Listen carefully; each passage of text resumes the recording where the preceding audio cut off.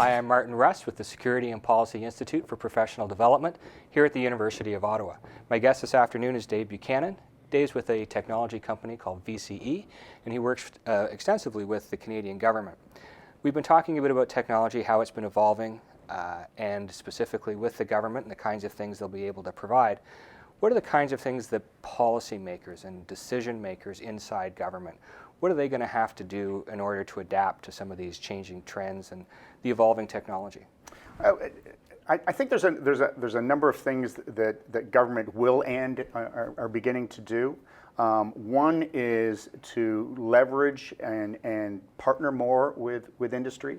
And when I say leverage and partner, right down to the mentoring of the CIOs within government, to take advantage and keep up to speed with what we're now seeing are rapid changes that are happening within technology, and technology changes that the government is very much in a position to take advantage of.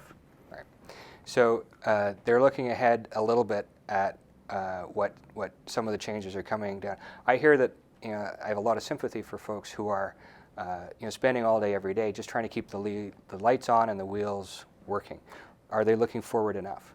Well, I think there's some huge advantages in the Canadian government has looked far enough into the future to recognize that the consolidation of data center environments is important, and they're in the process of doing that. Historically, in data center or cloud environments, 70-80% of your time and effort was really around keeping the lights on and preventing smoke from coming out of the back of these boxes. The great advantage of technologies of the advances in technologies and where we are with technology today, specifically in the data center environment, is that they're easier to run and maintain. And why is that an advantage to somebody like the Canadian government? Is that you can take this workforce that was this big, that spent this much time running and maintaining, and you can take a percentage of that. They don't have to do that run and maintain anymore, and actually can look at future technologies and actually providing services to their clients, whether it be the 300,000 employees that are within the federal government or their end clients themselves, the 30+ million people across Canada.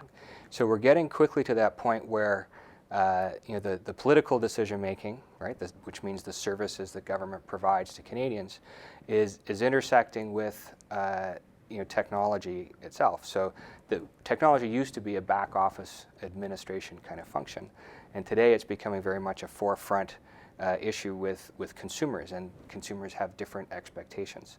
How do you see the government adapting to that? Well, interesting enough, in the consolidation of those data centers, in the adaptation of these new technologies, the Canadian government is positioning themselves very well to provide services instantaneously to a very demanding consumer audience. So let's talk about security a little bit in terms of consumer expectations. Yes. So people want to be able to control their own information, their own sort of personal information, that privacy information, but they have a very high expectation around the government being able to secure the information that they do hand over to government. Do the cloud environments that you're talking about help or hinder in that? The cloud environments that are being built today, specifically by the Canadian government, interesting enough, on Canadian soil, are built in I would say, I'm going to stereotype by saying in uniform blocks. Right.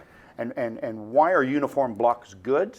In that there are known states, i.e. we know what these pieces look like. So from a software perspective, it is much easier to keep everything up to date. And keeping everything up to date enables the Canadian government to secure those environments. Right. Well. So where they used to buy things, individual components, one at a time, and even though they were secure perhaps in and of themselves, when you put them together, they may or may not have been terribly secure. In today's environment, they're buying the whole thing at once, which is a lot easier to secure. Yeah, before, if you had a one of everything, it was impossible. Today, with these, and I would call them cloud appliance environments, yeah. It is so much easier to fight that fight of security, which is a never-ending fight, and there's always a bigger, badder bad guy.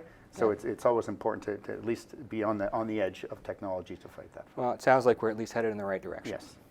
I'm Martin Rust with the Security and Policy Institute for Professional Development here at the University of Ottawa. My guest this afternoon has been Dave Buchanan with VCE, a technology company working extensively with the Canadian government. Thank you. Thank you.